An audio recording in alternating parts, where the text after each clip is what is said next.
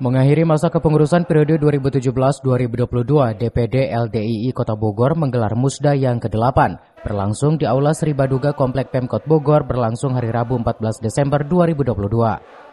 Tema yang diusung dalam Musda kali ini adalah peningkatan kontribusi LDII dalam mewujudkan Kota Bogor sebagai kota ramah keluarga.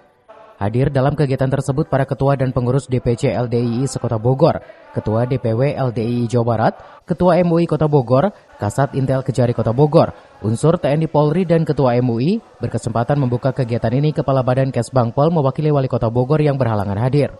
Dalam sambutannya, Dr. Insinyur Rajab Tampu Bolon, Ketua DPD LDII periode 2017 hingga 2022 menyampaikan bahwa selama 5 tahun kepemimpinannya telah banyak berkontribusi untuk masyarakat Kota Bogor, terutama di masa pandemi dan mendukung program pemerintah dan ikut berperan serta dalam penanggulangan bencana Cianjur.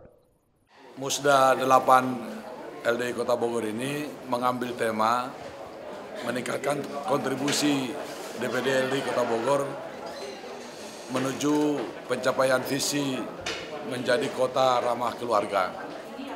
Hal ini akan mempengaruhi program-program yang akan dibangun pada 5 tahun ke depan. Karena itu kami mengundang para pakar untuk memberikan kontribusi pemikiran dari Kementerian Agama, dari Kesbangpol, dari TNI, dari Polri, dari Kejaksaan, dan juga dari Ketua Umum MUI. Semua ini memberikan pembekalan sehingga program nanti yang akan dibangun oleh LDII bisa membumi sebagaimana yang telah diamanatkan tadi oleh Ketua DPW Jawa Barat. Mudah-mudahan dengan pelaksanaan Musda ini nanti dihasilkan program-program yang terbaik. Sementara itu, Ketua DPW LDII Jabar berpesan agar dalam pelaksanaan Musda kali ini berlangsung dengan tertib, lancar, serta menghasilkan kepengurusan yang sensitif terhadap masyarakat. Karena selain agenda pembekalan, di akhir kegiatan akan dilakukan pemilihan ketua baru untuk periode 2022-2027. Ya, pesannya bermusdalah dengan terhormat, tidak terjadi kegaduhan, bisa merencanakan program ke depan dengan baik.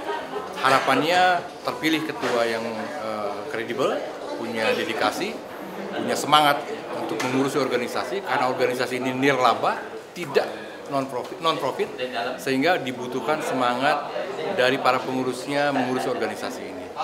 Sehingga organisasi ini bisa berjalan dengan baik, mengikuti perkembangan zaman, berkoneksi, berkolaborasi dengan semua pihak, terutama tentunya dengan pemerintah Kota Bogor ini, sehingga program-program yang kita buat terkoneksi dan selaras dengan apa yang dilaksanakan. Tim Liputan melaporkan.